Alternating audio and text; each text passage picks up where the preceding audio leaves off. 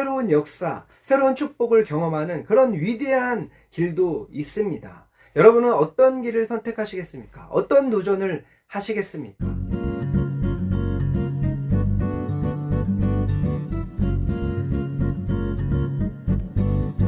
크리스 그로서는 기회는 일어나는 것이 아니라 만들어내는 것이다 라고 했습니다. 여러분은 어떤 기회를 만들어내고 계십니까? 인생은 도전의 연속이죠. 그 도전을 잘 할 때 기회를 잡을 수가 있습니다. 요즘 엔잘로라는 말이 유행처럼 번지고 있습니다. 한 직장만 다녀서는 경제적인 부분을 해결하지 못하니까 사람들이 많은 직업을 가져서 경제적인 부분을 해결하는 거죠. 저도 교회를 개척하면서 여러 가지 도전들을 했습니다. 사실 교회를 개척한다는 것 자체가 굉장히 큰 도전이죠. 제가 앞선 영상에서도 말씀드렸듯이 저는 ESTJ입니다. ESTJ가 주어진 것에서 뭔가를 해내는 것은 굉장히 잘하는 그런 장점이 있습니다. 그런데 단점은 창의성이 좀 부족하다라는 거죠. 그런 제가 어떻게 이렇게 새로운 도전들을 하고 교회를 개척하고 또 뭐 여러 가지 도전들을 굉장히 많이 하고 있는데 그런 것들을 어떻게 하고 있는가, 오늘 읽은 이 본문 말씀을 통해서 제가 힘을 얻었고 또 믿음을 갖게 됐습니다. 그래서 믿음으로 여호수아처럼 담대하게 도전을 하게 된 거죠. 여러분들도 이 말씀을 잘 묵상하셔서 새로운 기회들이 왔을 때 잘 잡고 또 새로운 도전들을 할 때 믿음으로 도전해서 좋은 성과를 얻기를 주님의 이름으로 축복합니다. 오늘 본문인 여호수아서 3장 4절에는 이렇게 말씀합니다. 그러나 너희가 그 사이 거리가 2000규빗쯤 되게 하고 그것에 가까이 하지는 말라. 그리하면 너희가 행할 길을 알리니 너희가 이전에 이 길을 지나보지 못하였음이니라. 너희가 이전에 이 길을 지나보지 못하였다. 이스라엘 백성들 중에는 한 명도 가보지 못한 길이라는 거죠. 당연히 들을 수밖에 없습니다.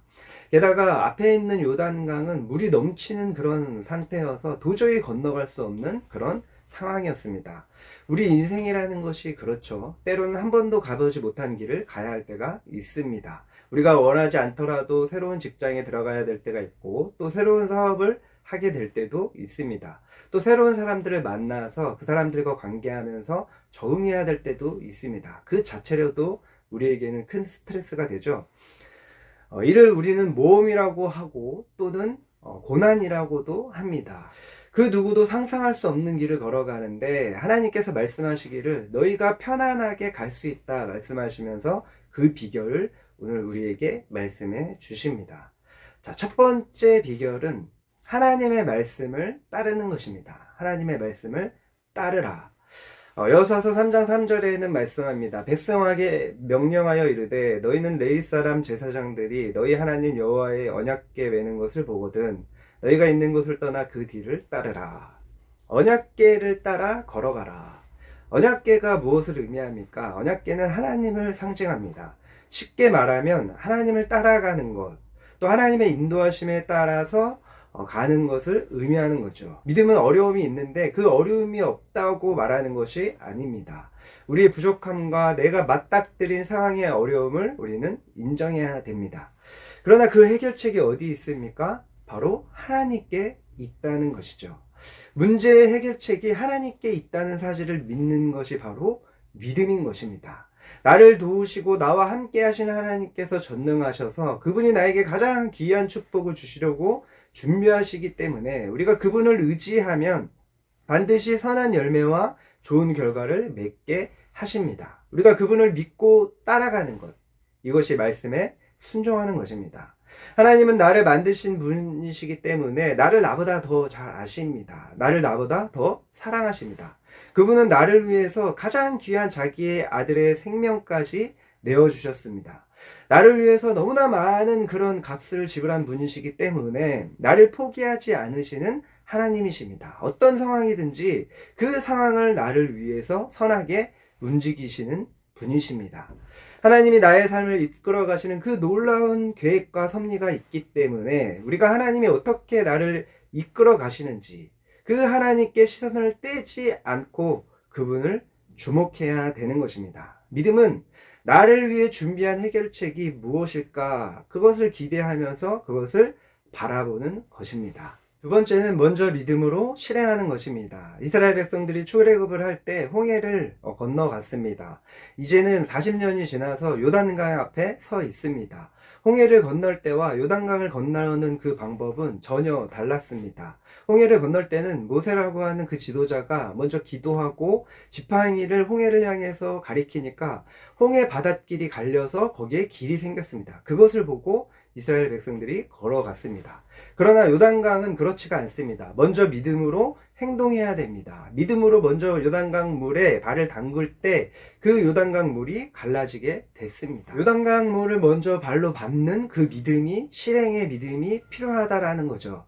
여호수아서 3장 13절에는 이렇게 말씀합니다. 온 땅에 주 여호와의 계를 맨 제사장들의 발바닥이 요단물을 밟고 멈추면 요단물 곧 위에서부터 흘러내리던 물이 끊어지고 한 곳에 쌓여 서리라.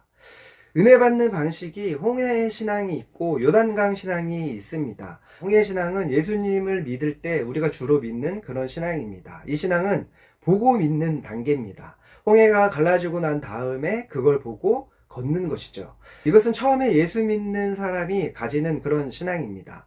그런데 요단강 신앙은 먼저 믿고 믿음으로 실행해야 됩니다. 먼저 순종하고 먼저 주의 뜻을 받들어야 하나님이 더 많은 복을 주시는 것이 바로 요단강 신앙입니다. 하나님께 문제란 없습니다. 계획만 있을 뿐입니다. 하나님의 크심과 전능하심을 믿고 먼저 순종하고 실행할 때 우리는 그런 놀라운 기적들을 경험하게 될 것입니다. 세 번째 비결은 영적 리더와 함께 하는 것입니다. 영적 리더를 따르는 것입니다.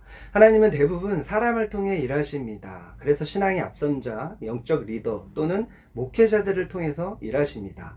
하나님의 일하는 방식이 예수님을 통해서 가장 잘 나타나죠. 예수님이 가장 중요하게 여기신 사역이 무엇입니까? 바로 12제자를 세우신 거죠.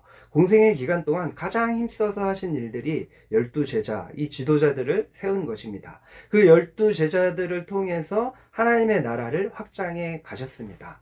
또 사도 바울을 통해서도 우리는 잘 알 수가 있습니다. 사도 바울의 하는 사역 방식이 무엇이었습니까? 각 지역마다 지도자들을 세우는 것입니다. 그 지도자들을 통해서 또 다른 사람들을 세우는 것이 바로 사도 바울의 사역 방식이었습니다. 이것이 하나님의 방법입니다. 사람을 세우셔서 사람을 통해서 일하시는 것. 본문을 보면 제사장들이 요단강물을 발로 밟았습니다. 그때 강물이 이쪽으로 다 흘러가고 또 이쪽으로 강물이 쌓이기 시작했습니다. 그리고 그들은 마른 땅을 걸어갔습니다. 물이 무릎 정도까지 차올랐을 때 강물이 멈춘 게 아닙니다. 물이 허리 정도에 찰 때 멈춘 것이 아닙니다. 물이 목까지 왔을 때 물이 멈춘 것이 아닙니다. 물을 발로 밟는 순간 물이 멈추어졌습니다. 이것이 무엇을 의미합니까? 하나님이 우리에게 요구하시는 믿음은 큰 믿음이 아니라 겨자씨만한 작은 순종, 작은 믿음을 요구하시는 것이라는 것입니다. 하나님이 그렇게 큰 믿음을 요구하신 게 아니라는 것입니다. 발만 담그는 그 믿음으로 순종하고 믿음으로 시작하는 그 믿음만 보이면 하나님께서 강물을 멈추게 하셨습니다. 그것도 나 혼자 믿음의 길을 걸어가라고 말씀하지 않으시고 하나님이 먼저 나에게 믿음을 보이는 그런 영적 리더들을 허락하신 것입니다. 그래서 순종해보라 이렇게 말씀하시는 것입니다. 여호수아 3장 17절에 말씀합니다. 여호와의 언약궤를 맨 제사장들은 요단 가운데 마른 땅에 굳게 섰고 그 모든 백성이 요단을 건너기를 마칠 때까지 모든 이스라엘은 그 마른 땅으로 건너갔더라. 제일 먼저 법궤를 맨 제사장들이 강물을 밟을 때 물이 멈추기 시작했습니다. 백성들이 다 건너갈 때까지 제사장들이 법궤를 메고 그 강물 위에 서 있었습니다. 그 백성들의 수가 굉장히 많았습니다. 남자 장정만 60만 명이니까 어린아이와 여자까지 합치면 200만 명이 넘는 숫자입니다. 그 사람들이 다 건너갈 때까지 그 자리에 멈추고 서 있었습니다. 바로 이것이 지도자의 희생입니다. 그렇기 때문에 리더가 날 잘 섬길 수 있도록 우리는 순종해줘야 되는 것입니다. 우리가 기적을 경험하기 위해서는 하나님을 함께 의지하면서 리더들의 말을 따르고 순종할 때 기적을 경험하게 되는 것입니다. 본문의 이스라엘 백성들은 하나님을 불신해서 광야에서 40년 동안 살다가 죽은 조상들의 삶을 기억했습니다. 끝까지 믿지 않고 끝까지 하나님이 나를 축복하신다는 것을 믿지 않고 반항하며 살던 불신의 길도 있습니다. 그러나 믿음으로 순종함으로 새로운 역사, 새로운 축복을 경험하는 그런 위대한 길도 있습니다. 여러분은 어떤 길을 택하시겠습니까? 먼저 믿음으로 순종하고 실행하는 길을 택하시기를 바랍니다. 먼저 믿음으로 순종하고 실행하고 하나님의 말씀을 따르고 영적 리더들을 따르는 믿음의 실행으로 위대한 기적을 경험하는 여러분들이 되시기를 주님의 이름으로 축복합니다.